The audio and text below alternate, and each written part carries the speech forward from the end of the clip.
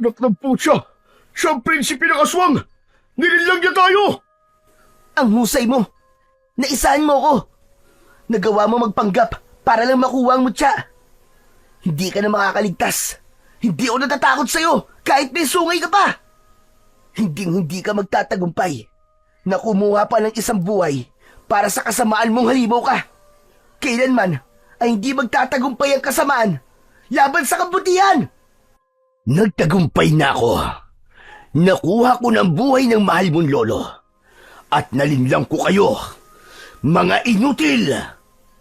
Ito na ang katapusan mong hayop ka! Nasapin mo ang galit ko! Sa araw na ito, pakinggan po natin ang kwento ng mag-amang si Mang Albert at Ruel na isang magtutubig at namumuhay ng simple sa baryo ng Pag-asa. Ngunit wala silang kaalam-alam sa nalalapit na lagim na magaganap sa pagsikat ng kulay pulang buwan.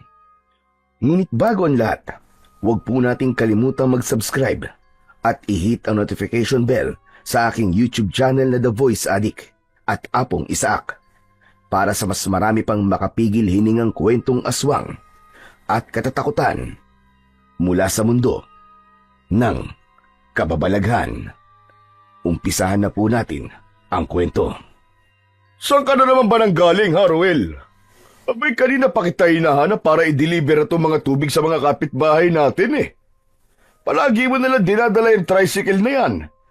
Biray, alam mo naman na kailangan ko palagi ang sasakyan na yan eh. Si tatay, hindi po ba't inutusan niyo ako na ibili ko po kayo ng mga sangkap sa pagluluto niyo ng bagoong? Nakalimutan niyo na po ba? Matagal na hindi nakapagsalita si Mang Albert nang maalala niya na inutusan nga nito si Ruel. Napapakamot na lamang sa ulo ang may 40 taong gulang na si Mang Albert. Si Ruel naman ay napapangiti na lamang habang isa-isang ibinababa ang mga pinamiling bulinaw o maliliit na isda sa lamesa para sa gagawing bagoong ng kanyang ama. Ang may 15 taong gulang na si Ruel ay matagal ng katulong ng kanyang ama sa paglalako ng tubig at bagoong. Magmula nang mamatay ang kanyang ina sa sakit na leukemia, silang dalawa na lamang ng kanyang ama ang magkatuwang sa buhay. Magmula rin na mawala ang kanyang ina, ay nagiging magagalitin na ang kanyang ama. Nauunawaan naman niya yun dahil masakit mawalan ng asawa, lalo pa at mahal na mahal ni Mang Albert ang kanyang inang si Aling Teresa. Sige na, ilagay mo na ang lahat ng isda sa palanggana. Saka mo ipatong sa lamesa. Pasensya ka na eh. Nakalimutan ko talaga na inutusan kita, Ruel eh. Sige na, magdala ka na ng mga tubig sa kapitbahay natin. Ang iba kasi, nagpunta na rito at galit na galit. Panay reklamo. Kaya siguro eh, mainit ang ulo ko sa'yo. Hindi raw natin sila inuna na dalhan ng tubig. Hayaan niyo po sila, tay. Sa kakaunti ba namang halaga na ibinabayad nila sa atin eh. Kung umasta sila, akala mo eh, bayad na po nila pati ang mga buhay natin. Mabuti na lang po sana kung nagbabayad ka agad eh. Eh kung minsan, pinapaabot pa nila ng buwan bago bayaran. Ay nako, ang tao nga naman oo. Ganon talaga kapag customer, anak. Inaabuso ang mga karapatan na palaging sila ang tama. Kailangan natin makisama at habaan ng pasensya nang hindi tayo mawalan ng suki. Alalahanin mong marami tayong kakumpetensya sa negosyo natin.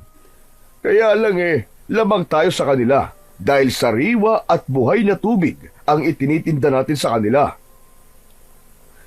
Ay tay, naalala ko nga pala. Kalat na po sa baryo natin na nangyari kay Mang Pilip ah. Yung mag-uuling ng kahoy. Aba, natagpuan daw po malapit dun sa balon.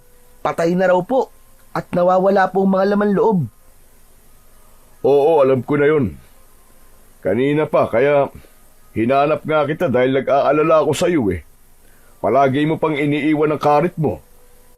Eh tay, nabalitaan niyo na rin po ba yung bagong lipat na mag-anak sa abandonadong mansyon ng mga Segera? Grabe ang yaman at ang bata pa po na nakabili ng mansyon. Ang balita ko nga po eh, magpapalagay na sila ng mineral station.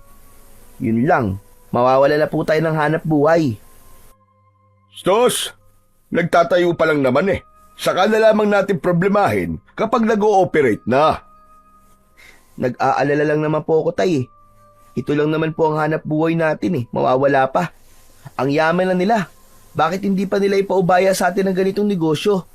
Mag-isip na lang sila ng iba. Wala tayong magagawa tungkol doon, anak. Ganun talaga ang buhay.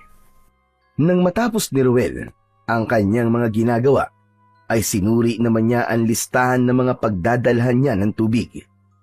Isa-isa niyang tsinekan para masigurado niyang wala siyang nakakalimutan. Isa-isa rin niya yung inilagay sa kanyang tricycad. Tangka na sana nasasakay na siya sa kanyang tricycad nang muling magsalita ang kanyang ama. Ruel, anak, sandali lang. Kumain ka na kaya muna ng agahan. Baka mamaya ka pang tanghali matapos eh. Mabuti na yung may laman na sikmura mo bago ka magtrabaho. Malayo-layo pati ang mga pagdadalan mo ng tubig. Magpa-order ka na rin ng mga bagong para may pamahagi natin ito sa kanila. Tay, busog pa po ako. Saka na po ako mag-aalmusal. Mamaya na lang. Sigurado ka? Opo, tay. O sige, ikaw ang bahala.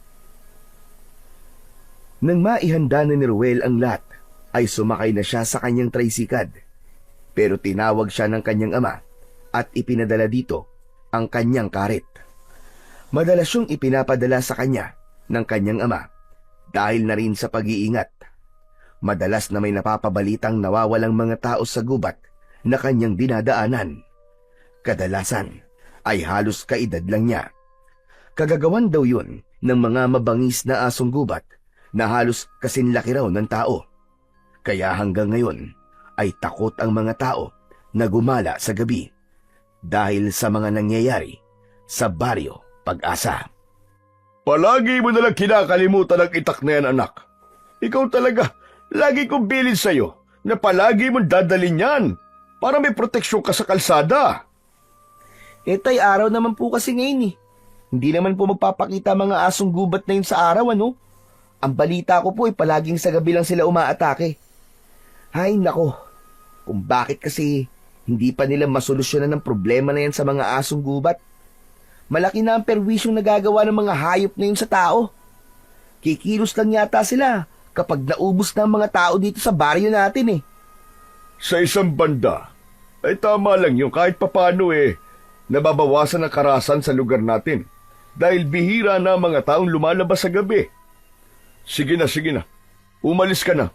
Magkita na lamang tayo mamaya. Ako naman maglilinis pa sa gilid ng balon para hindi naman tayo reklamuhan ng mga customer natin. Sige na, anak. Mag-iingat ka na lamang, ha? Sigurado ka bang hindi ka na talaga kakain? Hindi na po muna, tay. Mamaya na lang. Sige po, alis na po ako. O siya, sige. Mag-iingat ka. Medyo mabigat ang kanyang dalang tubig dahil marami ang umorder sa kanila ngayong araw. Habol siya ng tanaw ng kanyang ama habang pumapadyak siya sa kadena ng kanyang tricycad.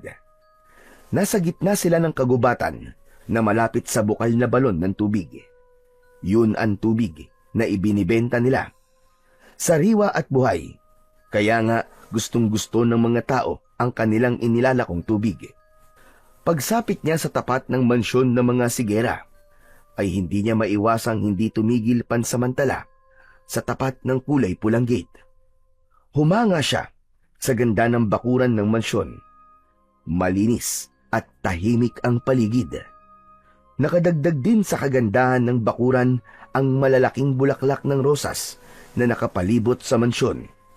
Ganon din ang mga taong nag-aayos sa harapan ng mansyon. May nagtatanim ng halaman, nagpuputol ng mga rosas, at merong nagdidilig ng halaman. Dati nang abandonado ang mansyon na yon, ngunit sa isang iglap ay nagkaroon ito ng kulay. Pati ng mga tao ang bahay. Hindi nila mga kilala at halos lahat ay madadalang ngumiti o magsalita. Gano'n naman siguro kapag baguhan sa isang lugar. Naninibago pa sa mga kapitbahay. Akma na sana siyang aalis nang marinig niya ang boses ng isang lalaki sa kanyang likuran. Nakatayo yon sa labas ng gate at mukhang mamahalin ang suot nitong damit. Nakasalamin ito ng kulay itim at kitang-kita niya ang mapuputi nitong mga ngipin nang ngumiti ito sa kanya. Kung hindi siya nagkakamali, ito yung binata na nakabili sa mansyon. Magandang umaga. May bakante ka bang isang galon ng tubig? Hindi kasi ako nakabili sa bayan kanina eh. Ha? Pasensya ka na.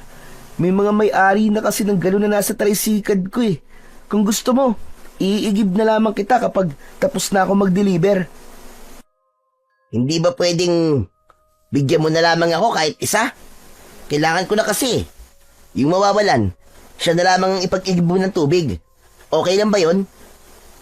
Nako, pasensya ka na talaga ha. Lahat kasi sila naghihintay sa ganitong oras eh. Na maladala ko sa kanila ang tubig. Baka magalit sila kung uunahin kitang bigyan. Pasensya ka na talaga, tol. Ganun ba? Sige, hihintayin na lamang kita. Kahit 2 galon ha. Okay, sige. Pasensya ka na talaga ha. Huwag mo lang isipin yon. Sige na, i-deliver mo na ang mga dala mong tubig. Magbabayad na ba ako? Ay, hindi. Huwag na muna. Saka na, kapag dadala ko na sa iyo yung tubig. Buong paghangang nahabol na lamang ng tanaw ni Ruel ang papalayong lalaki. Ni hindi niya natanong kung ano ang pangalan ng binata. Saka na lamang niya aalamin yon kapag muli silang nagkita. Muli niyang ipinagpatuloy ang kanyang pagpadyak sa kanyang tricycad.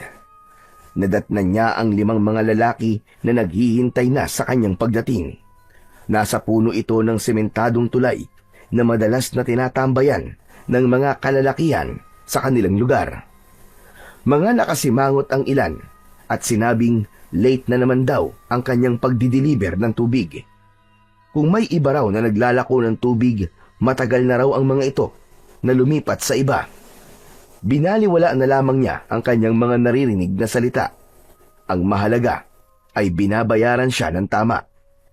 Ang nakakasura lang sa baryo niya, inuutangan na nga ang kanilang tubig, ay ang dami pang reklamo. Mabait lang talaga ang kanyang ama at kahit buwan na ang utang, ay nagagawa pa rin itong pagbigyan ang mga tao. Iiling-iling na lamang siya na nagpatuloy sa pagdideliver ng tubig. Ang pinakahuli ay ang matandang si Kakang Maria na nakatira sa gitna ng kakauyan. Natatakot pa naman siya sa matandang yun, lalo pa at palagi itong pinagbibintangan na isang aswang. Kung hindi lang siya naawa sa matanda, ay hindi siya magpapakita rito. Ayon sa kanyang ama, ay 13 raw ang anak ng matanda. Iniwan daw ito at tuluyan ng kinalimutan ng mga anak dahil na rin sa uri daw ng pamumuhay ng matanda. Kahit siya man ay hindi maitatanggi na natatakot siya sa presensya ng matandang si Kakang Maria. Malayo pa ay natatanaw na niya ang matanda na nagwawalis sa harapan ng bakuran nito. Nakasingit naman ang tabako sa bibig nito na ang baga ay nasa loob ng bibig. Madalas din niyang nakikita ang usok sa kusina nito sa kalan kahit wala namang niluluto ang matanda. Kakang Maria, Lola, nandito na po ang tubig nyo. Abay, damuhong bata kira. Bakit kayo kalang dumating? Abay, pasado 9:00 na ng umaga. Kung hindi lamang ako sinusumpong ng rayuma ko, ako na mismo ang pumunta sa bahay niyo. Lola, pasensya na po talaga kayo. Hindi na po mauulit. Nalibang po kasi ako sa pamimili sa palengke ng mga maliliit na isda eh. Magpapaliwanag ka pa. Palagi ka naman talagang huli sa pagdideliver ng tubig. Sandali lang. Maiba nga pala ako ng usapan. Nadaanan mo ba ang bagong lipat dyan sa mansyon? Opo. Umorder nga po sa akin ng 2 galon ng tubig eh. Bakit po? Wala lang. Gano'n naman talaga kapag may dayo sa lugar, di ba? Naalam kung ano klase ang pamilya. Sige na. Ipasok mo na ang tubig sa loob ng bahay ko. Diretso mo na lang doon sa kusina. Teka, bakit ba parang umiiwas ka sa akin? Natatakot ka rin ba sa akin dahil sa mga kumakalat na balita tungkol sa aking pagkatao? Naniniwala ka rin ba na ako ay isang aswang? Naku, hindi po. Hindi po. Kahit na kailan po, hindi po ako nag-iisip ng ganyan sa inyo, Kakang Maria. Sila lang naman po natatakot sa inyo eh. Hay nako! Matanda na ako. At kahit itagdi mo pa, nababasa ko sa kilos at galaw ng mga mata mo. Matagal ko nang alam na umiiwas ka sa akin. Pero huwag kang mag-alala. Hindi naman ako galit. Nasanay na rin kasi ako sa mga tingin ng tao sa akin. Alam mo bang, nahaharap ang baryo natin sa matinding panganib. Ang naniniwala lang ang maliligtas. Diyan ka po sumablay, Kakang Maria. Ang hilig niyo po magsalita ng mga ganyan-ganyan. Kaya natatakot po ang ibang tao sa inyo eh. Madalas po kayo magsalita ng mga ganyan. Parang tinatakot niyo po ang mga tao niyan eh. Bakit? Ano bang mapapala kung tatakutin ko mga tao? Totoo ang mga sinasabi ko. Alam mo ba, hindi basta-bastang asong gubat ang napapabalitang pumapatay sa mga taong nawawala. Hindi sila mga ordinaryong aso. Isa silang makapangyarihang nilalang na nagtatago sa dilim at humihiram ng lakas sa sariwang dugo ng mga tao. Kaya ikaw, mag-iingat ka. Dahil ang mga nilalang na ito ay may pinuno. Para silang isang pamilya, may hari at reyna. Pero ang mas nakakatakot sa kanila ay ang prinsipe ng mga aswang. Sus, Kakang Maria, ayan na naman po kayo sa mga aswang-aswang na yan. Kaya po kayo na pagbibintangan ng aswang eh. Sige na nga po, at kailangan ko pang dalhin ito sa kusina nyo eh. Huwag na po kayo magsasalita pa ng ganyan, Kakang Maria. Mas pinapaniwalaan ko po eh, ang dakilang lumikha. Doon po ako naniniwala na sobra. Hindi naman kita pinipilit na maniwala sa akin eh. Sinasabi ko lang na merong matinding panganib ang naghihintay sa mga tao. Alam ko yon. At kapag handa ka ng maniwala sa mga sinasabi ko, tutulungan kita para maipagtanggol nyo ang mga sarili nyo sa oras na maghasik na sila ng lagim. Nako, pasensya na po kayo, Kakang Maria. Pero hindi po talaga ako naniniwala sa mga bagay na yan eh. Dahil mas naniniwala po ako na totoong mabangis na hayop po lamang sa gubat ang pumapatay sa mga natatagpuang katawan sa kabundukan. Wala nang iba pa. Paano mo naman ba ipapaliwanag at tungkol sa mga nawawalang laman loob ng mga taong natatagpuan? Katulad po sa naunang pagsusuri, mabangis na hayop lamang po may gawa nun. Nakain naman po baga ang mga asong gubat ng laman loob ng tao, lalo pa kung sila ay gutom na gutom. Ewan ko, basta huwag ka magpapaabot ng dilim sa kakahuyan, lalo na sa daan, lalong-lalo na sa kagubatan. Mapaganib para sa iyo. Wala namang mawawala kung mag-iingat ka o maniniwala. Hindi na lamang pinansin ni Ruel ang iba pang mga sinabi ng matanda. Mabilis na niyang ipinasok ang galon na may tubig sa kusina nito. Halos manlaki ang kanyang mga mata sa malalaking ulo ng mababangis na hayop na nakasabit sa dingding ng kusina. Lalong-lalo na ang baboy ramo at asong gubat na halos ulo na lamang ang natitira sa katawan ng mga ito. Kaya pinaghihinalaan ang matanda na aswang dahil siguro sa klase ng kinahiligan nitong gawin at pamumuhay nito. Pagkatapos mo riyan, ay makakaalis ka na at makaabutan ka na ng pagdilim sa daan. Saka nga pala, baka gusto mo ng tinapang laman ng baboy ramo. Nako, salamat na lang po, Kakang Maria.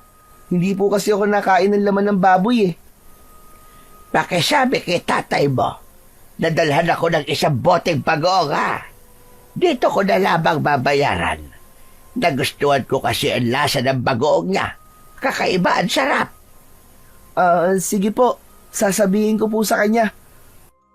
O paano po, Kakang Maria? Kailangan ko na pong umalis. Magdi-deliver po kasi ako ng tubig dun sa mansyon ng mga sigere. Basta, Ruel, maniwala ka sa mga sinasabi ko, ha? Para wala kang pagsisihan sa bandang huli. O siya, sige na. Mag-iingat ka. At huwag kang magpapagabi sa daan. Pagkatapos na matanggap ni Ruel ang bayad ng matanda, ay nagmamadali na siyang lumabas ng bahay nito. Sa kanyang tricycle kagad siya dumiretso. Kailangan pa niyang umuwi sa bahay para kumuha ng 2 galon na paglalagyan niya ng tubig, pangbigay sa lalaki kanina. Pagkalipas ng ilang minutong pagpadyak sa kanyang sasakyan, ay naabutan pa niya ang kanyang ama na abala pa rin sa pagtitimpla ng bagoong sa bote. Napansin niya na may inilalagay ang kanyang ama sa loob ng bote. Para yung maliit na palay. Dati niya nang naitanong yun sa kanyang ama kung ano ang bagay na yun, at sabi nito ay isang anis na pampabango sa bagoong. Pero si Kakang Maria, sinasabi nito na mabisang pangontra din yun sa mga aswang o masasamang elemento na nagtatago sa dilim. Kaya nga, panay ang kuha nito ng bagoong sa kanyang ama, kahit sinasabi nitong masarap lang ang lasa. Alam niyang may ibang pinaggagamitan ang matanda, at kapag naaalala niya ang bagay na yon, hindi niya maiwasan ang hindi matawa sa sinabing yon ni Kakang Maria. Oh, Ruel, tapos ka na ba magatin ng tubig? Kumusta na ang pagpapa-order mo ng bagoong? Tay, si Kakang Maria lang po nag-order eh. Bumalik po ako at nadagdagan tayo ng isa pang customer, Tay. Doon po sa may mansyon. 2 po ang kinukuha niyang tubig. Abay, dali mo na kaagad at baka magbago pa ang isip. Mabilis na naghanap ng 2 galon sa kusina si Ruel, bago nagmamadaling sumakay sa kanyang tricycle para makarating kagad siya doon sa mansyon. Hindi mawala sa isip niya ang mga sinabi ng matanda sa kanya. Wala naman mawawala kung maniniwala siya rito. Magkakasunod na pagpadyak sa tricycle ang ginagawa niya para hindi siya abutan ng pagdilim sa daan. Pagdating niya sa balon na kinukuhanan niya ng tubig, ay parang napansin niyang may bahagyang tumumba ang mga talaib sa palibot ng balon. Nagmamadali siyang lumapit dito para makita kung ano ang nangyari sa lugar na yon. May mga ilang patak ng dugo sa damuhan, subalit wala naman siyang nakitang tao na nakahiga doon. Iginala niya ang kanyang paningin sa paligid ng balon, ngunit nabigo siyang may makitang tao roon.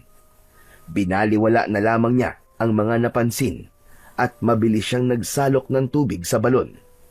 Pagkatapos ay inilagay niya ang mga yon sa kanyang tricycle para ihatid na sa mansyon.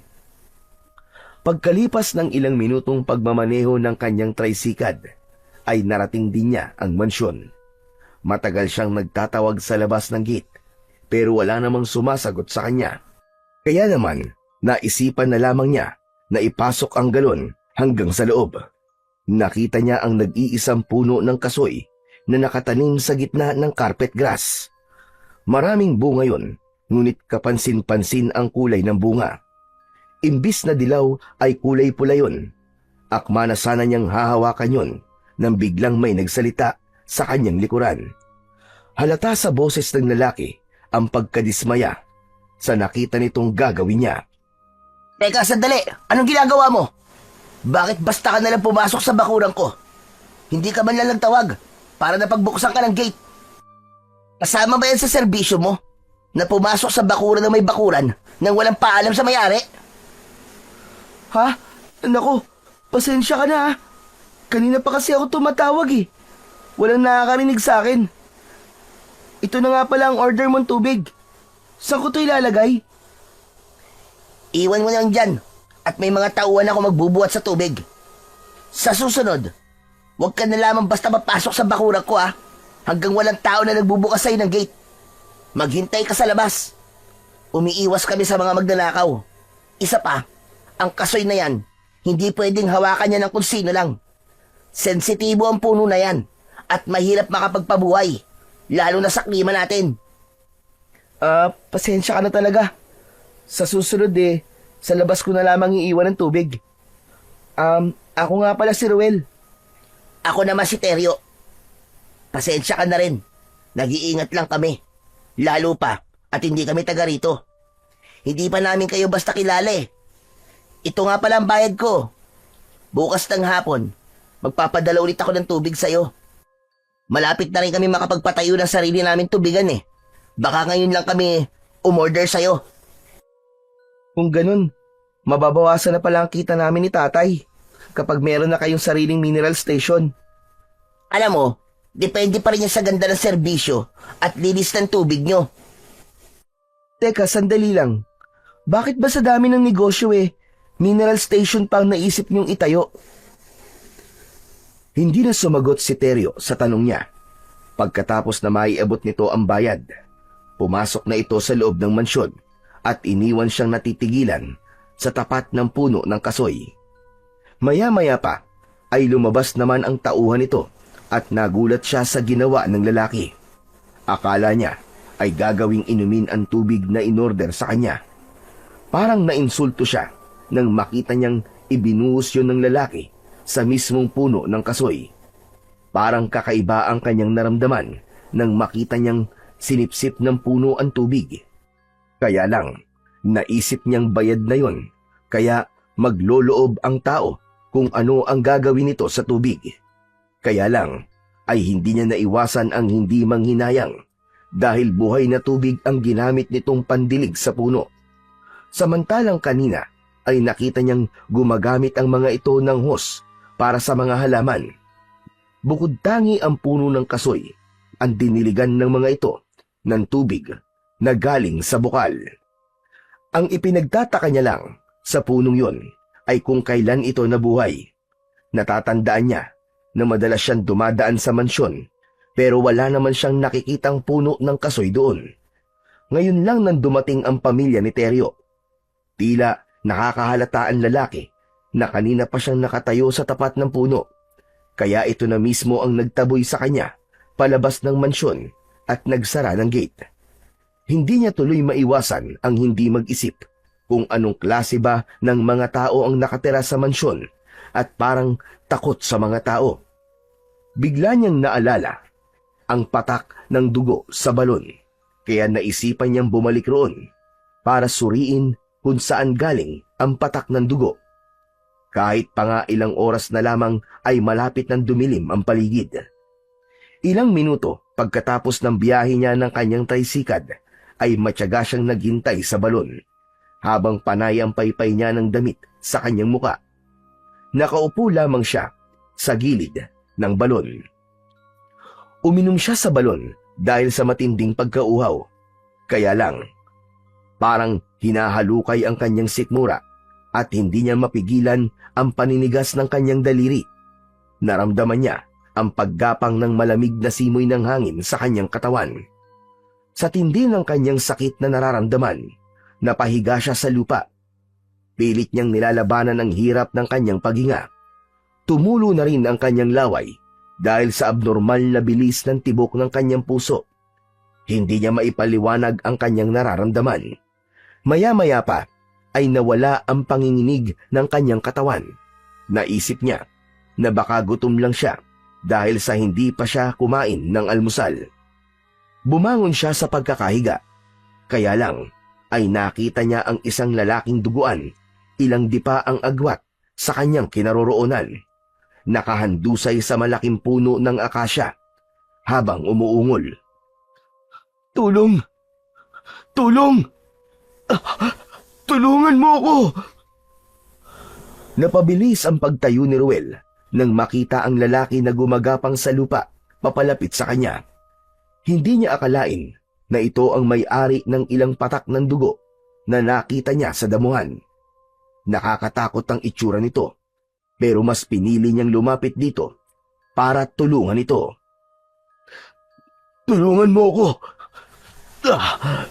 Tulungan mo ako! May humahabol sa akin! Ilayo mo ako rito!" Ha? Sino? Sinong humahabol sa'yo? Wala naman tao rito ah. Saka, paano yung sugat mo sa dibdib? Parang gawa yan ng hayop na may mahabang kuko. Nagpalinga-linga sa paligid si Ruel dahil halatang takot na takot ang lalaki. Isa pa, araw naman yun, kaya madali niyang nakikitang walang nilalang na humahabol rito. Maliban sa sariwang dugo na umaago sa sugat nito sa dibdib at braso. Malalim yun na halatang galing sa matalas na kuko ng kung anong hayop na umatake rito. Diyos ko po, ano bang ginagawa mo dito? Teka, hala, bumubula ang bibig mo. Anong nangyayari sa'yo? Para ka nalalason ah. Halika, tumayo ka. Pilitin mo maglakad. Kailangan mo makainom ng gamot. Isasama kita sa bahay namin. Nandun lang ang tricycad ko. Nakikiusap ako sa'yo. Wag sa bahay niyo. Dalin mo ako kay Kakang Maria. Siya talaga ang hinahanap ko. Siya lang ang makakapagpagaling sa akin.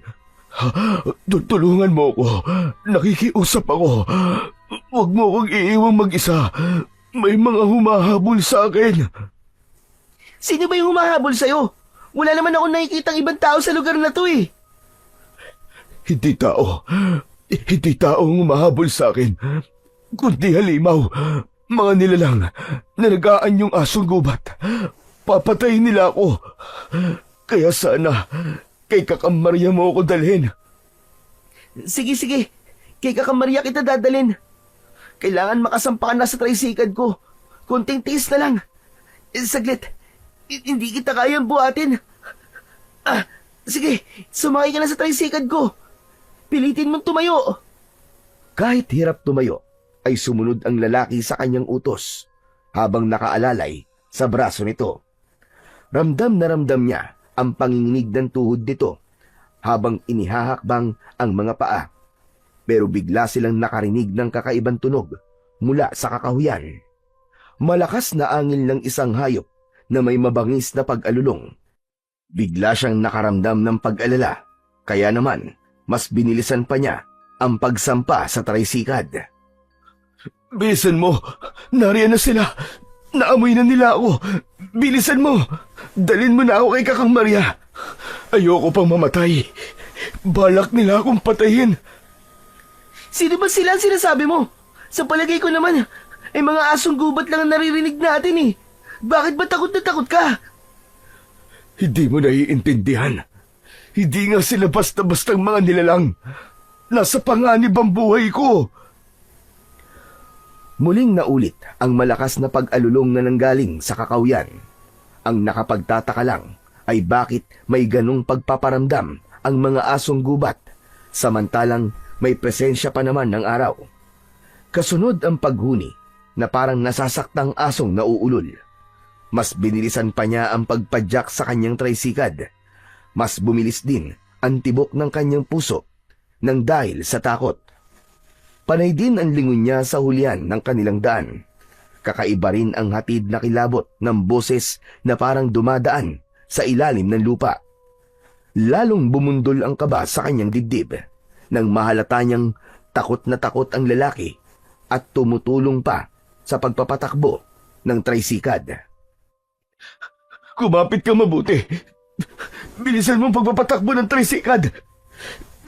Dalian mo. Kailangan natin makalayo sa lugar na to. Diyos ko, bakit dito ka pa nagpunta sa gubat na to? Hindi mo ba alam na pinamumugaran to ng mga aswang na alimpuyo? Sila ang kamag-anak ng mga tiktik. Kaya sana maniwala ka sa akin. May humahabol sa akin. Balak nilang patayin ako bilang alay sa kanilang prinsipe. Iligtas mo ako. Anak ng pambihira naman oh. Mukhang nasisiraan ka lang ng ulo eh. Kapag minamalas ka nga naman oh.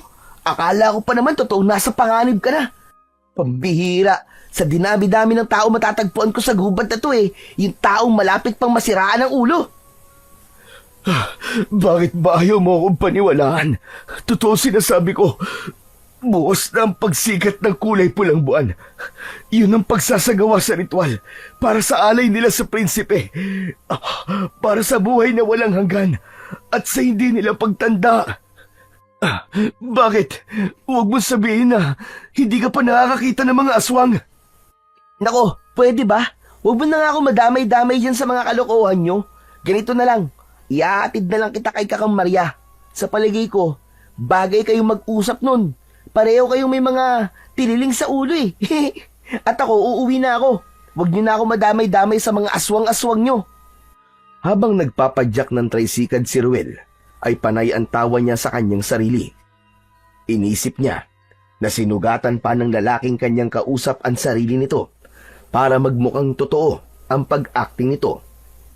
Naniniwala siyang lasing din ang binata, kaya nakakapagsalita ito ng ganito. At ang sugat na tinamo nito sa dibdib ay baka kung saan lang nito nakuha. Hindi pa rin niya magawang maniwala rito. Parang may bahagi ng isip niya ang nagsasabing nagsisinungaling lamang ang lalaki. Bakit ka ba dumaan sa gubat na to? Wala ka ba talagang takot? Bakit ako matatakot? Trabaho ko to. Dito ako madalas dumadaan. Tulungan mo ako ha.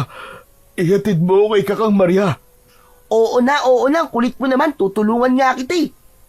Maging matatag ka lang. Lakasan mo ang loob mo. Pero wala pa rin akong balak na sakyan ang trip mo. Maya-maya pa ay naramdaman nilang parang may sumusunod sa kanilang tricycad. Nagtataasa na rin ang mga balahibo niya sa kanyang katawan.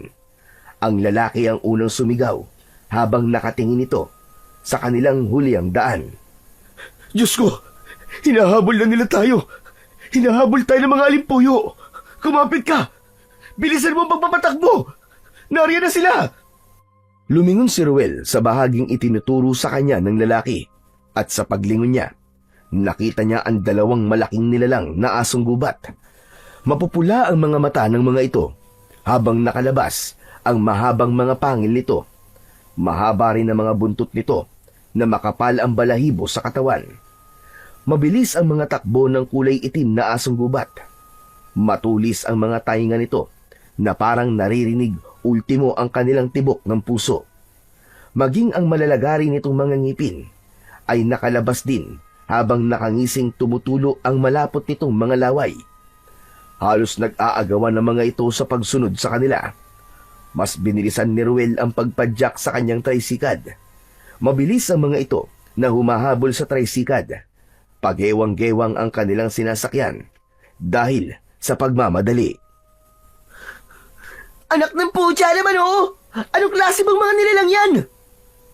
Sinabi ko na kasi sa'yo, mga aswang sila. Ayaw mo kasing maniwala sa akin eh. Ayan na sila, hinahabol na nila tayo.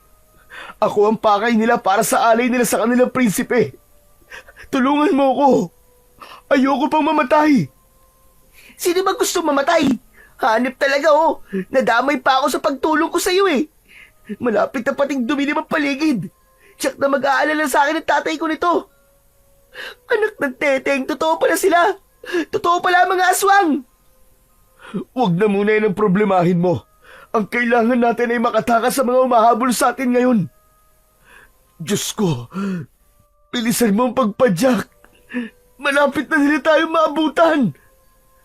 Higpitan mo ang kapit mo. Pagdating natin sa palusong na bundok, ay bibilisan ko pa ang pagpadyak sa tricycad ko. Diyos ko, hindi ko alam kung bakit tayo nahabol ng mga aswang na alimpuyo. Sigurado ka bang matutulungan tayo ni Kakang Maria? Oo, dahil alam niyan tungkol sa prinsipe ng aswang. Hayaan na sila! Bilisan mo pa! Oo na! Ito na nga't binibilisan ko na eh! Halos lumipad na nga tayo eh! Halos hindi na sumasayad ang gulong ng tricycad ni Ruel sa lupa sa bilis ng pagpapatakbo niya. Pero sadyang mabilis ang mga aswang na asong gubat. Tumalon ito sa unahan ng kanilang tricycad at humarang sa kanilang dinaraanan. Mabuti na lang at nakabid niya ang kanyang tricycad sa kabilang direksyon, kaya naiiwas niya ito sa nakaharang na asong gubat. Ilang saglit pa, ang kulay itim naman na asong gubat ang lumundag para sana sakmalin ang lalaking kasama niya na nakilala lamang niya sa pangalang Kaloy. Pero nagawa nitong suntukin ang mukha ng aso, kaya bumagsak ito sa lupa. Pagdating nila sa madilim na bahagi ng kakawyan, sinalubong naman sila ng isa pang mas malaking aswang. Ikinakaskas nito ang unahang paa sa lupa habang nakangising tumutulo ang laway. Kitang-kita rin niya ang mabalahibong kulay puti nitong balat na halos kasing taas nilang dalawa ni Kaloy. Ang mga mata ng nilalang ay mapupula na bumagay sa dalawa nitong pangil na nakalitaw sa bibig nito. Para itong taong lobo na biglang sumulpot mula sa madilim na bahagi ng kakahuyan. Para itong isang nilalang na handang makipagpatayan sa dalawang kulay itim na asong gubat. Akala nila ay ililigtas sila ng nilalang na yon dahil sinakmal nito ang dalawang asong gubat na humahabol sa kanila. Yung pala ay nakikipag-agawan nito sa paglapa sa kanila. Saktong may dumaan naman na baboy ramo sa harapan ng mga ito. At dahil sa gutom, maging ang kaawa-awang baboy ramo ay hindi nakaligtas sa mga asong gubat na gutom. Nakita ni Ruel kung paano nitong kinain ang kaawa-awang hayop. Umagos sa bibig nito ang dugo ng baboy ramo, habang panay ang ugik nito na parang humihingi ng tulong sa kanila. Sinamantala niya ang pagkakataon na yon. Mas pinabilisan pa niya ang pagpadyak sa kanyang tricycad para lang makalayo sa lugar na yon. Kaloy, kumusta ang pakiramdam mo? Mabuti na. Nawala ng pananakit ng sugat sa dibdib ko. Maliban na lang sa mga sugat sa braso ko. Mas nangibabaw kasi ang takot ko kanina. Ngayon lang ako nakakita ng ganong klaseng aswang. Akala ko'y katapusan ko na. Mabuti na lang talaga at nakita mo ako sa gilid ng balon. Takot sila sa tubig, kaya doon ko naisipang magtago. Muling tinignan ni Ruel at Kaloy ang huli ang daan. Ganun na lamang ang takot nila habang sila ay papalayo. Kitang-kita nila kung paanong pagluray-lurayin ng halimaw ang katawan ng baboy ramo habang nakatingin ito sa kanila. Lumingon pa ito sa gawin nila habang nakangising lumilingas ang mga mata. Patuloy ito sa paghabol sa kanila habang dala ang laman loob ng baboy ramo na kinakain ito habang tumatakbo. Kung totoo mga aswang ang umaatake sa ating Kaloy, saan kaya sila nanggaling? Saka bakit ikaw? Ang mga aswang na alimpuyo ay nakilala ko lamang sa pangalan dahil sa kwento sa akin ni Kakang Maria. Siyang nagsabi sa akin na nasa dugo ko raw ang hinahanap ng prinsipe ng mga aswang bilang alay sa pulang buwan. Kanina lang ako nakakita ng aswang at hindi ako makapaniwalang ganyan palang kanilang mga itsura, talagang nakakatakot. Lalo pa at kitang-kita ko sila kung paano kumain ng karne ng tao. Sumusunod lang ang mga asong gubat na to sa kanilang pinuno. At sa kasamaang palad, wala na akong pamilyang babalikan. Pinatay na ng mga hayop na yan. Nakikiramay ako sa nangyari sa pamilya mo. Ilang minuto ang lumipas. Sa wakas, ay narating na nila ang bahay ni Kakang Maria. Mabilis silang bumaba sa tricycad.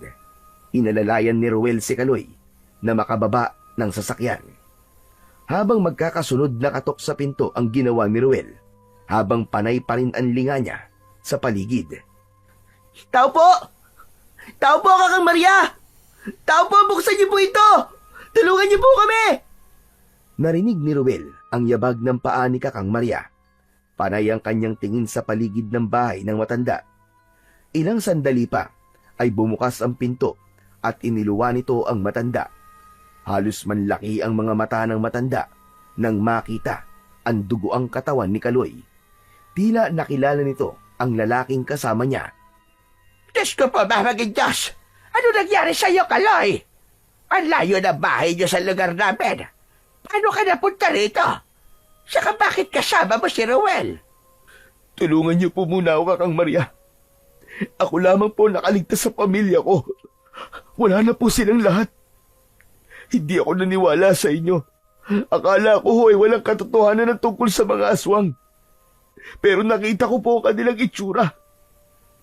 Hinahabol po nila kami ni Ruel. Totoo po yun, Kakang Maria. Mabuti na lamang po at dadaanan ko siya doon sa may balon. O sige. Pumasok na muna kayo. Bilisan nyo.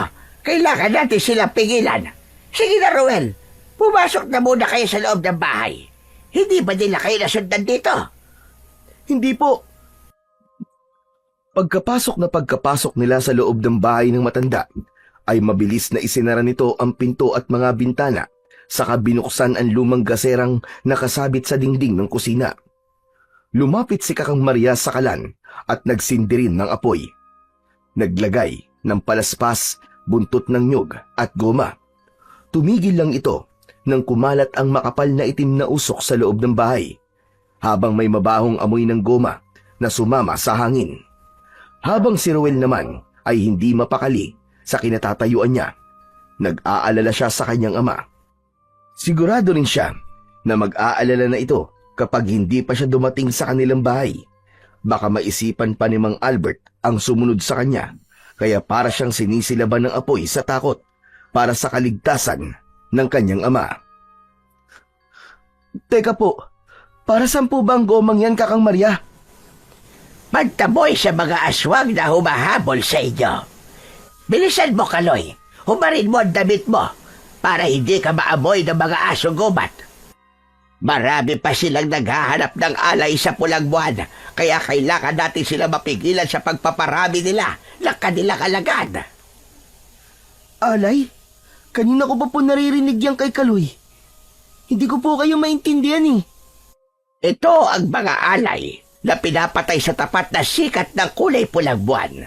Ang kanilang prinsipe ang sumisip-sip ng dugo ng alay dahil naniniwala ang mga aswang na magiging malakas ang kanilang kapangyarihan kapag nakainom siya ng dugo ng pinatilyo.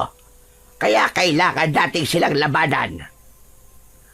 Pero ano naman po magagawa natin para mapigilan sila? Wala po tayong laban sa mga aswang na yun. Gamutin niyo po muna kaya ang sugat ko sa dibdib, Kakang Maria. Masyado pong masakit na sugat eh. At saka, may mga dugo pong dumikit sa napunit kong damit. Baka po mahawa ako ng pagiging aswang nila. Natatakot ako, Kakang Maria. Panigurado pong hindi nila ako titigilan hanggat hindi nila ako nahuhuli. Ang kailangan natin ay makakuha lang mutya ng dagta ng kasoy. Yun ang gagamitin natin na panlaban sa kanila. Hindi sila mapapatay ng kahit na anong pangontra na alam ko. Tanging ang dagta lamang ng kasoy ang makakapatay sa kanila. Saan naman natin nahanapin ang mutya ng dagta ng kasoy, Kakang Maria? Pwede po bang kayo na lamang po lumaban sa mga aswang na yun? Hindi po ako kasama sa problema nyo. Nagkakabali ka, Ruel. Dahil edad 15 hanggang 20 taong gulang ang kinukuha nilang alay. Ang karamiang ginagamit nilang alay para sa pulang buwan ay kayong mga binatilyo. Batay sa nakikita ko, kailangan pa nila ng 2 panlalaki na gagamiting alay para sa kanilang prinsipe. Wala akong pakialam sa kanila, Kakang Maria. Wala po akong kinalaman sa kanilang ritual. Hindi ka namin pipiliting tumulong, Roel. Ang sa akin lang naman mabuti na yung nagiging handa. Dahil hindi natin alam kung anong oras silang sasalakay. Kaya hindi ka ligtas sa kanilang kasamaan. Kung ganun, nangangalib din po pala ang buhay ni Teryo sa mansyon. Sa tingin ko po kasi, kasing edad lamang po namin siya ni Kaloy eh.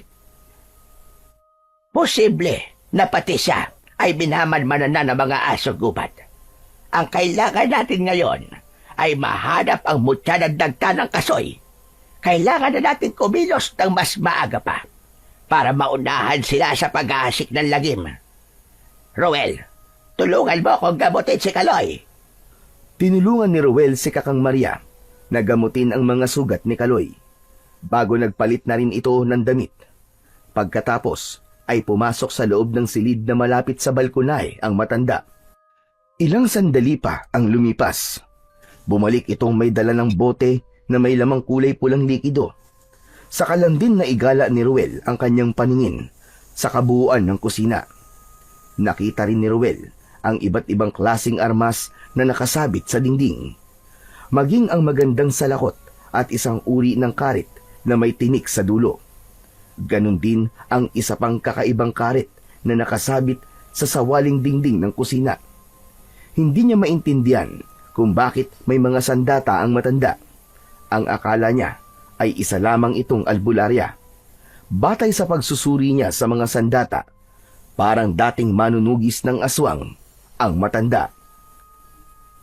Kakang Maria, kakaiba po ang mga armas na ito ah. Parang nanggaling sa buntot ng hayop ang hawakan ng karit. Naalala ko po pala na may ganitong karit din ang aking ama. Madalas niya po itong ipinapadala sa akin. Teka, kukunin ko po. Mabilis siyang lumabas ng bahay ng matanda at kinuha ang karit sa kanyang tricycad. Parehong-pareho yon sa gamit ng matanda na nakasabit sa dingding ni Kakang Maria. Pagbalik niya ay nakita niya na tila nagbago ang ekspresyon ng mukha ng matanda nang makita ang hawak niyang karit. Biglang nanginig ang kamay nito nang damputin nito ang itak. Sandali lang. Sinasabi mo magamit ito ni Albert? Pag-aari ito nagkakilala kung manunugis ng aswang na dating nasawi habang pinoprotektahan ng alay. Sigurado ako na alam ng tatay mo ang tungkol sa mga aswang na humahabol sa inyong dalawa. Kung hindi ako nagkakamali, anak siya ng kaibigang kong si Matino, ang taong nagbuwis ng buhay para sa iyong ama na dating alay para sa prinsipe. Kung ganun, talaga palang nasa panganib ang buong lugar na to laban sa mga aswang na alimpuyo. At hindi rin po ako makapaniwala na alam ni tatay ang tungkol dito. Marami pa pala akong hindi alam tungkol kay tatay. Mas kailangan ko pala mag-ingat ngayon. Oo, Kaloy. Ikaw ang dapat na mag-ingat. Kailangan nating humingi ng tulong sa ama ni Ruel. Kung hindi ako nagkakamali, siya ang nawawalang tagapagbantay ng alay ngayon. Totoo na kasama ka sa magiging alay ng mga aswang, Ruel. Kailangan mong umuwi. Kausapin mo si Albert at pagkatapos ay isama mo siya pabalik sa bahay ko. Pero, gabi na po eh. Baka po harangan ako ng mga aswang na alimpuyo. Mas nakakapag-alala kung hahayaan mong maghanap sa iyo ang tatay mo. Wala siyang magagamit na armas laban sa mga aswang at baka mapahamak siya. Dalhin mo na lang ang karet sa pag-uwi mo. Bumundol ang kaba sa dibdib ni Ruel nang maalala bigla ang kanyang ama. Kaya kahit natatakot, umuwi siya at sinubukan na lamang niyang sumakay sa kanyang tricycad. Halos mabingi siya sa sariling tibok ng kanyang puso habang binabagtas niya ang daan pauwi sa kanilang bahay. Lalo pa at madilim na ang paligid. Panay din ang linga niya sa kanyang paligid at mabilis rin ang kanyang pagpadyak. Katakot-takot ang kanyang pagdadasal na sana ay ligtas siyang makauwi sa kanilang tahanan. Pagdating niya sa tapat ng mansyon ay napansin niyang walang ilaw ang buong paligid ng bahay ng mga sigera. Nakita niya rin ang kulay pulang bunga ng kasoy sa gitna ng bakuran na may mga alitaptap na lumilipad sa mga dahon nito. Saglit niyang nakalimutan ang takot niya sa mga asong gubat na humahabol sa kanila. Muli niyang ipinagpatuloy ang pagpadyak sa kanyang tricycad, papalayo sa lugar na yon. Ngunit pagdating niya sa gitnang kakahuyan, ay may nakita siyang lalaki na nakatayo sa unahan ng kanyang daan. Dahan-dahan siyang nagpadyak sa kanyang tricycad at patuloy na pinakikiramdaman ang kilos ng lalaki. Nagulat na lamang siya ng pagtayo ng lalaki ay biglang nagbago ang anyo nito. Naging isang malaking kulay itim na asong gubat ito.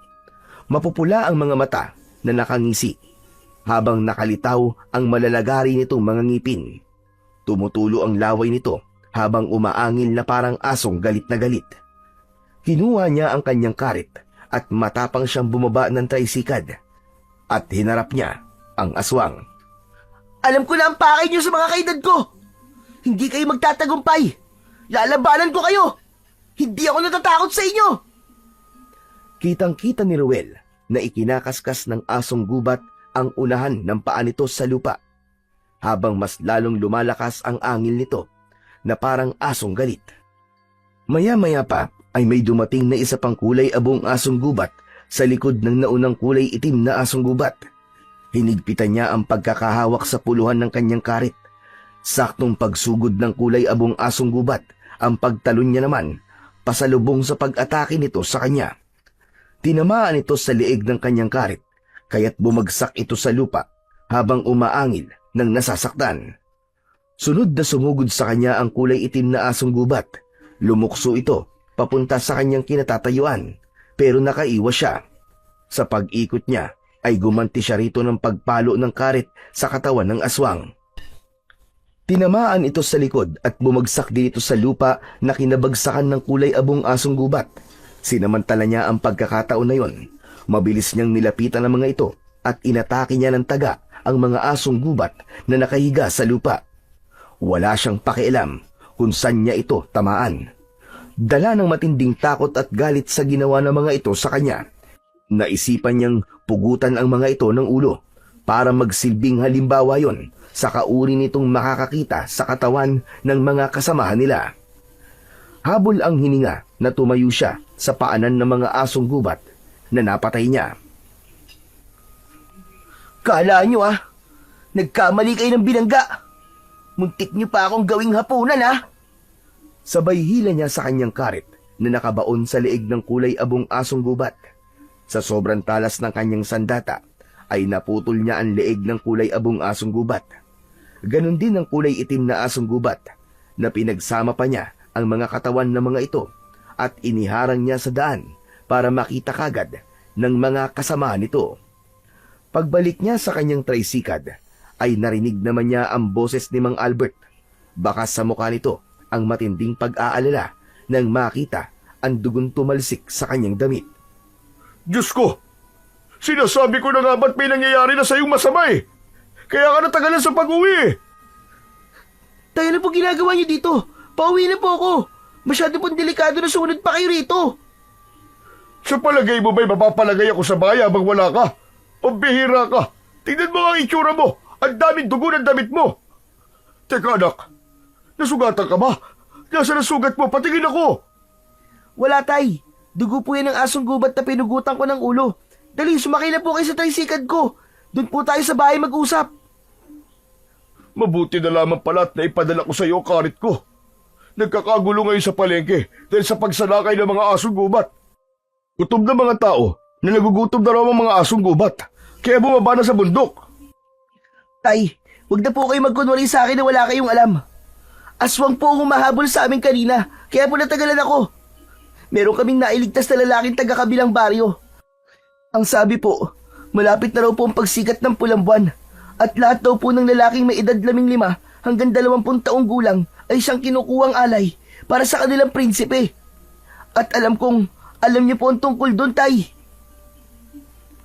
Napansin ni Ruel na parang nanginig ang kamay ni Mang Albert. Halata sa mukha ng kanyang ama na bigla itong natakot at hindi makatingin sa kanya ng diretsyo. Mabilis niya nang pinadyak ang kanyang tricycad para makaalis sa lugar na yon. Mabuti na lamang at umuwi siya dahil hinahanap pala talaga siya ni Mang Albert. Maigpit din ang kapit niya sa kanyang tricycad habang binabagtas nila ang daan pauwi sa kanilang bahay.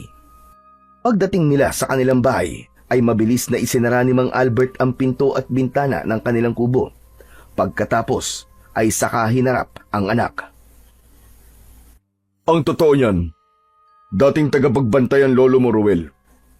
Kaya lang namatay siya habang nagsasagawa ng kanyang tungkulin.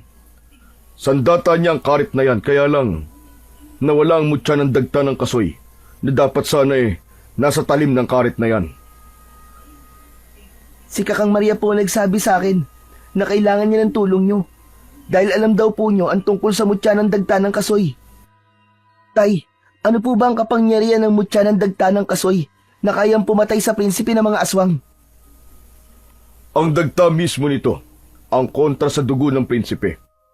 May malaasidong epekto ito sa katawan ng mga aswang. Dahil ang prinsipe ng mga aswang ang may kakayahang humigop ng malakas na enerhiya ng kabataan sa pamamagitan ng pag-aalay. Walang ibang makakatalo sa kanya, kundi ang mutya. Naalala ko po na may kulay pulang kasoy sa bakuran ng mga sigera. Hindi po kaya sila ang aswang? O di kaya ito po ang mutya ng dagta ng kasoy? Mahirap magbintang ng tao at magtiwala kung yun nga talaga ang mutya. Kadalasan ginagamit ito para pang-akit sa kanilang biktima. Lalo pa at mapaglinlang ang prinsipe ng mga aswang. Mapagpanggap sila, kaya kailangan natin mag-ingat sa mga taong nakapaligid sa atin. Kung totoong may nakita kang kulay pulang kasoy sa bakuran ng mga sigera, hindi ibig sabihin nun na sila na kagad ang aswang. Malalaman lamang natin ang aswang kapag nasa talim na ng karet ang mutya ng dagta ng kasoy. Nabanggit din po sa akin ni Kaka Maria, Tay, na kapag nagkausap daw po tayo ay sabihin ko sa inyo na kayo daw po ang batang matagal niya nang hinahanap at mag-usap daw po kayo. Kaya kailangan niyo po sumama sa akin, pabalik po sa bahay nila. Kailangan daw po niya ang tulong natin, Tay. Oo, at kailangan ko rin ng tulong niya. Alam mo bang, ang bagoong na ginagawa ko ay mabisang pangonta sa amoy ng dugo ng alay? Anak, ang kailangan mong gawin ay maipamahagi mo ang bagoong na itinitinda natin sa mga mag-anak na may anak na 15 taong gulang hanggang 20. Nang sa ganun, mapoprotektahan natin sila ng hindi nila nalalaman upang maiwasan ang kaguluhan, anak. At kailangan natin kumilos ng tahimik nang hindi magambala ang mga aswang na alimpuyo. Sa ngayon, anak, kailangan makahanap ako ng goma. Magsunog ka ng goma para hindi sila makalapit. Malakas ang kutob kong nasundan kanila. Naaamoy nila ang dugo ng kalahi nila sa damit mo. Hindi pa man natatapos sa pagsasalita si Mang Albert, ay nakarinig na nga sila ng malalakas na alulong ng asong gubat sa paligid ng kanilang bahay. Kinuha niya ang goma sa silong ng katre ng kanyang ama at mabilis niyang dinala yon sa kalan para sindihan. Nang kumalat ang amoy ng goma sa paligid ng kanilang bahay, ay sumilip si Ruel sa siwang ng kanilang bintana. Nakita niya ang ilang kulay itim na asong gubat na naglilibot sa kanilang bahay. Tay, may nilalang po na nasa paligid ng ating bahay. Mukhang nasundan na po nila ang aking amoy. Ano pong gagawin natin? Hindi lang sila makalapit dito dahil nakadikit po ang amoy ng goma sa loob ng bahay natin. Kasama po ba ako, Tay, sa mga kailangan nilang alay sa kanilang prinsipe? Tama ka, anak. Yun din ang dahilan kung bakit nagpakalayo-layo ako. Kaya lang, talagang hinahabol tayo ng kamalasan. Buwisit na buhay ito, oo. Hindi na natin maiiwasan ang nakatakdang mangyari. Ay, nasisira na po nila ang dingding ng bahay natin sa balkonahe. Ano pong gagawin natin? Baka po masira nila ang pinto at pumasok na po sila dito sa loob. Wala pa po sa atin ang mutya ng dagta ng kasoy. Basta, gamitin mo lang ang karet mo at ako nang bahala sa sarili ko. Tama na sa akin ang itak. Kailangan natin makaalis sa lugar na ito at pumunta sa bahay ni Kakang Maria para malaman natin kung paanong makukuha ang mutya. Pinakiramdaman ni Ruel ang bawat kaluskos ng dingding sa paligid ng kanilang bahay, maging ang mga pag-angil ng asong gubat. Patuloy ang mga ito sa pagbangga sa dingding na gawa sa kawayan. Anumang oras ay madali yung masisira ng mga ito. Nang mula sa labas ay bigla silang nakarinig ng garalgal na pag-alulong ng asong gubat. Kasunod ang malalakas na kaluskos mula sa nasisirang dingding ng bahay. Mula sa likod ng pinto ay matyagang nakasilip si Ruel sa maliit na butas ng dingding. Kitang-kita niya ang isang malaasong gubat na nilalang na bigla na lamang tumayo at lumilingas ang mga matang nakatingin sa kanya ng diretsyo. Napaatras siya sa kanyang kinatatayuan at nagsipagtaasan ang balahibo niya sa kanyang katawan. Mahaba ang braso ng nilalang, binti at leeg nitong tadtad ng malalaking ugat ang balat. Umalingaw-ngaw ang malakas nitong alulong na lalong nakadagdag sa kilabot na kanyang nararamdaman. Sa likod naman ito ay ang mga nilalang na kasing taas niya, 4 na asong gubat na may matatabang pangangatawan. Kung hindi siya nagkakamali, ito marahil ang prinsipe ng mga alimpuyo. Mas nakakatakot pa ito sa mga nilalang na una niyang nakita. Ang singkit nitong mga mata ay nakadagdag sa malapaniki nitong itsura.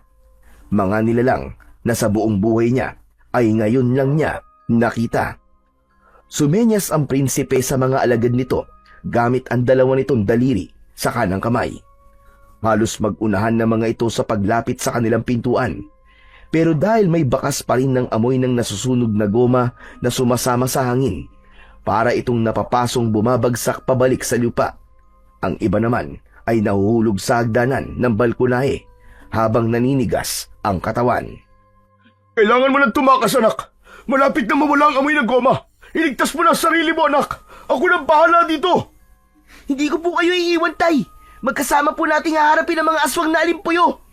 Mas mahihirapan tayo kung sasama pa ako. Gamitin mo ang tricycad! Pumunta ka na kay Kakang Maria! Bilisan mo!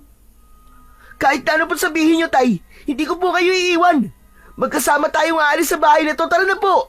Dito tayo dumaan sa likod ng kusina. Walang nagawa si Mang Albert nang hawakan ng anak ang kamay papalabas ng bahay. Sumalubong sa kanila ang malamig na simoy ng hangin. Nanginginig ang kanyang mga kamay nang sumakay sila sa tricycad. Lumikha yun ng ingay na nakakuha ng atensyon ng mga halimaw na naghahanap sa kanila. Tay, kumapit po kayo mabuti. Nakita nila tayo.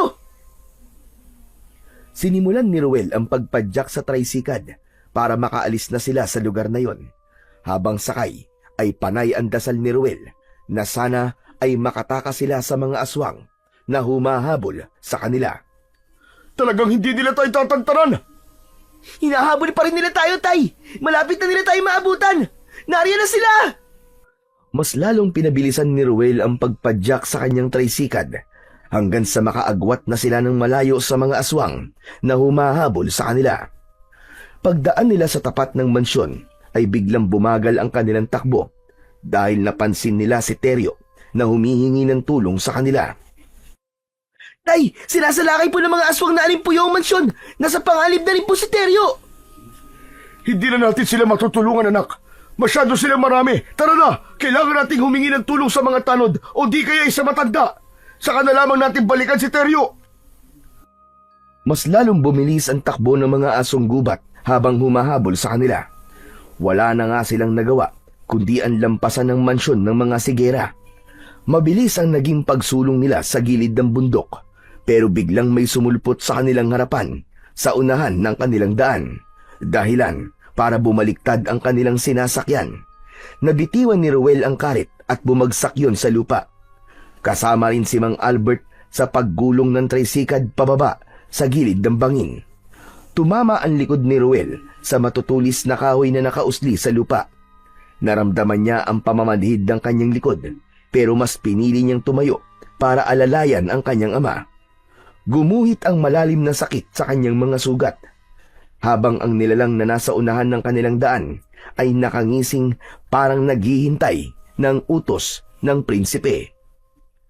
Naramdaman din niya ang pag-agos ng mainit na likido sa kanyang likod.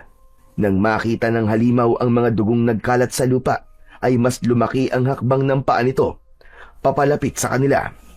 Mabilis niyang dinampot ang karet sa lupa at iwinasiwas niya yon sa hangin, habang hindi niya inaalis ang paningin sa asong gubat na nakatayo sa unahan ng daan. Mas lalo lamang nauulol ang mga asong gubat nang maamoy ng mga ito ang kanyang dugo. Maya-maya pa ay dumating na rin ang 4 nitong mga kasamang aswang na asong gubat din. Umaangil ang mga ito habang nakatingin sa kinatatayuan ni Ruel. Pilit niyang hindi ipinapahalata ang masakit na nararamdaman niya sa likod. Sa halip ay humarang siya sa unahan ng kanyang ama, kaya't nakita nito ang sugat niya sa likod. Kaya mo ba lumaban, anak? May dugo ang likod mo. Kaya ko po, Tay. Nag-aalala lamang po ako kay Teryo. Hindi po natin siya dapat na iniwan. Alam kong kaya niya makipaglaban sa mga halimaw na yon. Hindi mo ba nakita na hindi makalapit ang mga asong gubat sa kanya? Ayos lang siya, anak. Ang mahalaga ngayon ay ang kaligtasan natin. Nakita mo ba na nasa harapan lang natin sila?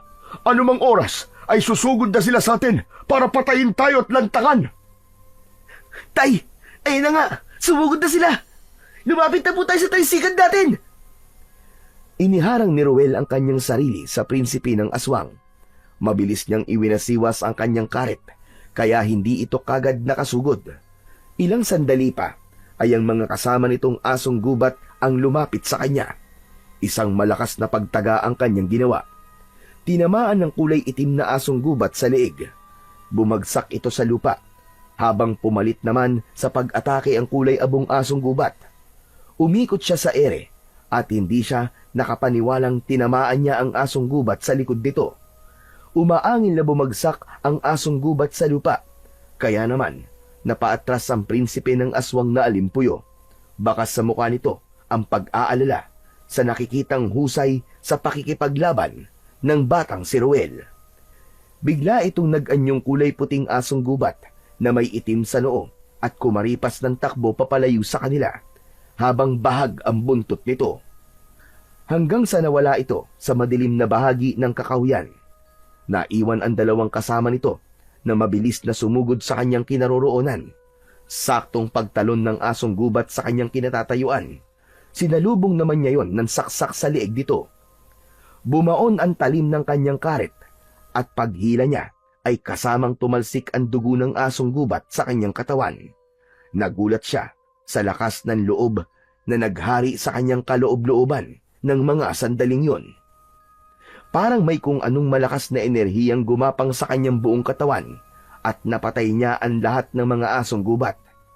Muling bumalik ang mag-ama sa kanyang tricycad habang nagpapadyak siya ng sasakyan ay saka lamang niya naramdaman ang pananakit ng kanyang likod. Napansin niya na nadikitan yun ng dugo ng asong gubat.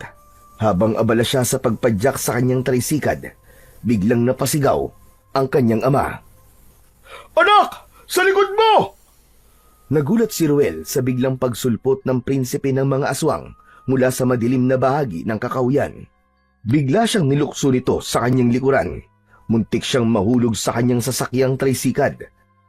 Gusto man niyang lumaban, subalit nararamdaman niya ang pagkaparalisa ng kanyang katawan.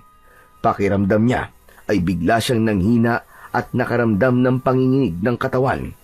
Kaya ang kanyang ama ang umagaw ng kanyang karit at ito mismo ang umatake sa prinsipe ng mga aswang na alimpuyo. Kaya naman, nakabitaw ito sa pagkakakapit sa kanya. Bumagsak ito sa lupa at tuluyang nawala sa kadiliman. Nagkaroon sila ng pagkakataong muling paandarin ang kanyang tricycad. Habang binabagtas nila ang daan papunta sa bahay ng matanda, ay naramdaman ni Ruel ang matinding pagdurugo ng sugat niya. Parang nanlalabo na ang kanyang paningin.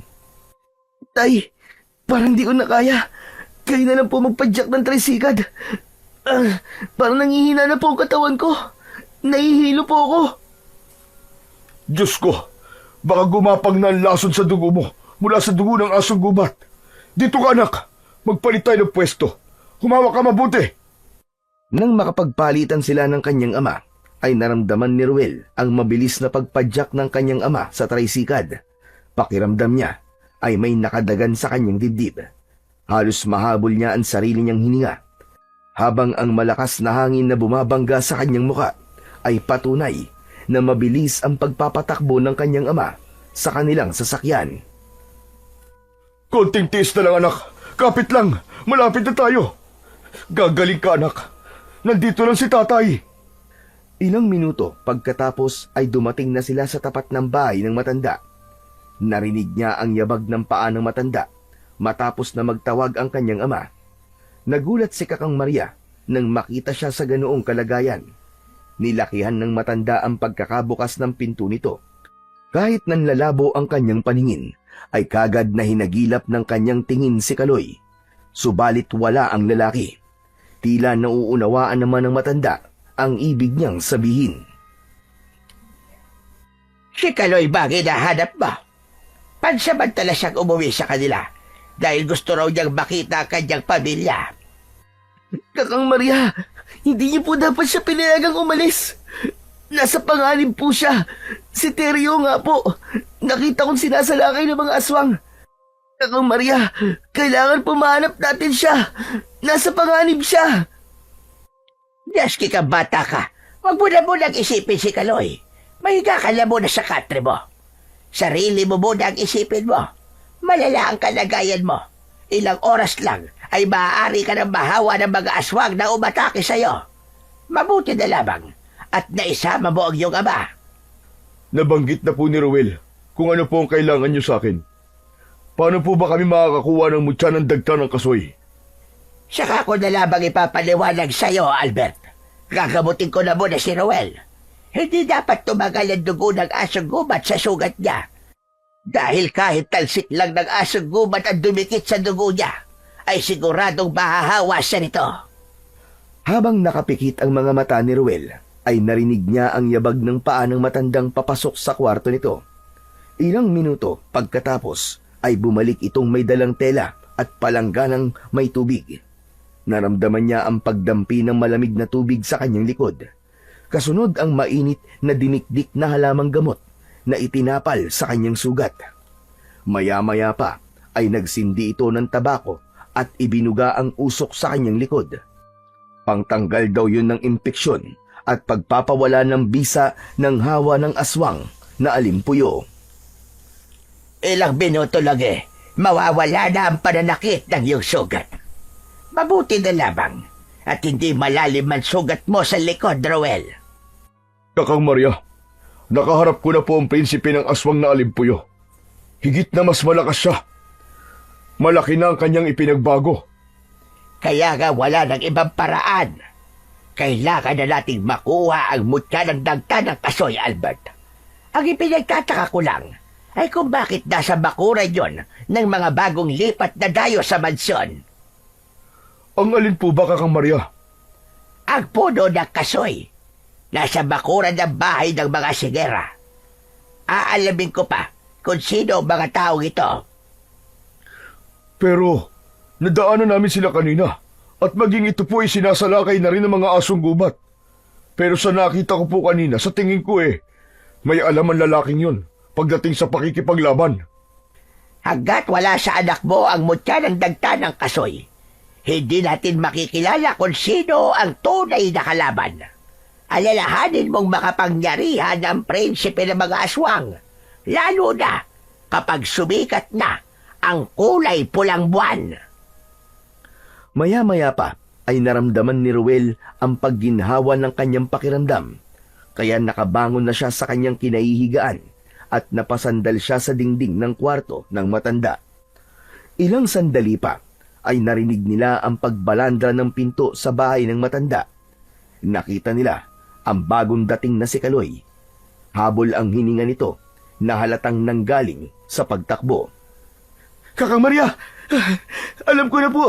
Alam na po ng mga tanod at ni Kapitan ang tungkol sa mga aswang na alimpuyo. Alam na rin po nila ang tungkol sa pamilya ko. Kailangan na po natin kumilos. Pagbabayarin ko po ang mga nilalang na yun. Pinatay nila ang pamilya ko. Paano po ba natin mahahanap ang mutya ng dagta ng kasoy? Huminahon ka muna. Huminahon ka lang, Kaloy. Si Ruel ang kailangan kumuha doon sa bakuran ni Teryo. Mag-iingat ka. Dahil baka si Teryo ang matagal ko nang hinahanap na prinsipe ng mga aswang. Inaalagaan ng mga aswang ang kasoy dahil naniniwala ang mga ito na ito ang magbibigay ng lakas sa kanilang kapangyarihan maliban sa pagkuha nila ng buhay ng mga binatilyo. Para mapanatili ang kanilang kabataan. Mapipitas lang ang kasoy sa oras na hawakan ito ng binatilyong may edad na 15 taong gulang na may busilak na puso. Kasabay ang isang ritual. Pwede rin po kaya akong gumawa nun? Si Ruel lang talaga dahil anak siya ng tagapagmana ng tagapagbantay ng alay. Si Albert yon at anak niya si Ruel. Isa pa, hindi basta-basta na nakukuha ang mutya ng dagta ng kasoy dahil kailangan niyang makakuha ng dugo ng asong gubat na isasaboy niya sa lupa na pinagtaniman ng kasoy. Sa ganong paraan, malalaman niya kung alin ang bunga na nagtataglay ng mutya. Biglang natahimik si Kaloy, habang si Ruel naman ay biglang kinabahan dahil kailangan na naman niyang bumalik sa madilim na kagubatan para sa mutya. Sa ganitong pagkakataon, buhay na niya ang nakataya. Masyadong delikado para sa buhay ng anak ko. Hindi ako papayag. Pero siya lang ang nagtataglay ng ganong katagian. Isa pa, malalagay din siya sa pangalib kapag hindi niya nagawa yon. Nakahanda po akong samahan si Ruel. Tutulong po ako sa kanya. Pero mapanganib ang gagawin niya. Hindi to basta-basta laban lang. Buhay ang pinag-uusapan dito. Ang mabuti pa samahan ko na rin si Ruel. Hindi na rin naman ako mapapalagay kung hindi ko siya kasama. Kaming dalawa ng anak ko ang kukuha sa mutya. Tamang-tama. Dalhin niyo na rin ang isa ko pang karet. Mag-iingat kayo dahil nalaman kong ang mutya ang pinakahuling sangkap sa ritual ng pag-aalay at bukas na ang paglabas ng kulay pulang buwan. Kailangan na nating magmadali. Wala akong kaalam-alam na magsisimula na palang pag-aalay. Diyos ko, wag naman sana silang magtagumpay. Tara na po. Kailangan na nating umalis. Iligtas natin ang mga alay. Kailangan natin makuha ang mutya ng dagta ng kasoy. Ilang sandaling katahimikan ang naghari sa kanilang apat. Si Mang Albert ang bumasag sa katahimikan, sabay dampot sa karit na nakasabit sa dingding. Kung balak na natin kunin ang mutya sa bahay ni Teryo, kailangan na natin kumilos. Ililigtas natin siya. Bilisan niyo, Roel. Kaya mo na bang maglakad? Hindi naman masakit ang sugat mo sa likod? Kaya ko na po ito, Tay. Kayo na lamang po magpadyak sa tricycle ko. Ikaw, Kaloy, sasama ka rin ba? Oo, sasama ako. Kailangan ko rin ng tulong nyo nang mabigyan ng hustisya ang pagkamatay ng pamilya ko. Lintik lang ang walang ganti. Papatayin ko ang prinsipeng yun sa harap ng kanyang mga alagad. Kasama ang kanyang mga magulang na palaging nakasuporta sa kanyang ginagawa. Teka, sandali lang. Ngayon lang nagiging malinaw sa akin na maaaring ang punong yun ng kasoy ang gagamitin nilang lugar na pagriritwalan. Kaya mag-iingat pa rin kayo kay Teryo. Baka siya na ang prinsipe na matagal nang nangunguha sa mga kabataang lalaki. Kapag nakita ko ang prinsipe na yon, ako mismo ang pupugot sa kanyang ulo. Siya ang pumatay sa aking ama. Kaya mas kailangan po natin makuha ang mutya, Tay. Tara na po. Magkakasunod na lumabas ng bahay ang tatlo, habang si Kakang Maria naman ay naiwan sa bahay nito. Habol na lamang sila ng tingin ng matanda nang sumakay sila sa tricycad. Si Mang Albert ang nagpadyak papunta sa bahay ni Teryo. Ilang minuto lang ang lumipas ay narating na nila ang bakuran ng mga sigera. Pero nagulat sila sa kanilang nadatnan. Marami ang mga nagkakagulong asong gubat na pilit na umaatake sa sugatang binata. Hindi ito umaalis sa tapat ng puno ng kasoy na pilit na nilalapitan ng mga nilalang na may nakakatakot na itsura. Pinoprotektahan nito ang puno. Tay, tulungan niyo po si Teryo. Ako naman po ang kukuha sa kasoy. Kailangan mo raw munang mapatay ang asong gubat para idilig ang dugo sa ugat ng puno. Saka mo lang daw malalaman kung alin sa mga bunga nagtataglay ng mutya ng dagta ng kasoy. Malalaman mo lang daw yon kapag lumiwanag ang bunga. Maraming salamat, Kaloy. Sige na, tulungan niyo na si Teryo. Hindi siya dapat natulungan. Sa palagay ko, nagpapanggap lang siya. Isa siyang aswang. Sige na, ang mga asong gubat na lang ang labanan niyo. Ako na ang bahala sa mutya. Pagkababa ni Ruel sa kanyang tricycad, ay nauna na si Mang Albert na sumugod sa mga kalaban. Lumukso ang kulay itim na asong gubat sa kanyang kinatatayuan, pero maagap niya itong naiwasan. Dinaga niya ang katawan nito. Bumulwak ang dugo nito sa katawan. Sumakto ang pagbagsak nito sa ugat ng puno ng kasoy. Mabilis siyang kumilos. Maigpit niyang hinawakan ang puluhan ng karet at tinanggalan niya ito ng ulo. Kasabay ng pagkalat ng dugo nito sa lupa, ang pagliwanag ng bunga ng kasoy na malapit sa kanya. Ako na! Ako na ang kukuha ng kasoy para sa iyo, Ruel! Halos itulak si Ruel ni Kaloy para lang makuha nito ang bunga. Pero dahil malapit siya sa bunga ng kasoy, kaya nakuha na niya yun bago pa mahawakan yun ni Kaloy. Lumapit sa kanya si Teryo habang pinipilit na agawin ang mutya. Akin na ang mutya! Huwag mong pakialaman yan! Mas lalo ako mapapahamak kung hindi mo yan ibibigay sa akin! Ako lang ang may karapatang mga laga ng mutya ng kasoy. Kaya tumabi ka kung ayaw mo masaktan. Ikaw ang prinsipe ng mga aswang na alimpuyo. Teka, ano ba pinagsasasabi mo? Isa kang aswang. Alam na namin ikaw ang prinsipe ng mga aswang. Pinatay mo ang ama ko. Kaya huwag ka na magkunwari na inaatake ka ng mga aswang. Hindi mo kami mauuto. Napaatras ng bagya si Teryo nang tutukan ito ng karit ni Mang Albert. Bakas sa mukha ng lalaki ang pagkalito. Sinamantala naman ni Ruel ang pagkakataon. Biniyak ni Ruel ang kasoy na nasa kanyang mga kamay at ipinatak niya yon sa talim ng kanyang karit. Kitang-kita niya ang pagliwanag ng mutya sa kanyang sandata, sabay wasiwas niya sa hangin. Napaatras ang mga asong gubat sa pagsugod. Lahat sila ay takot na takot sa kulay berdeng liwanag ng sandata ni Ruel.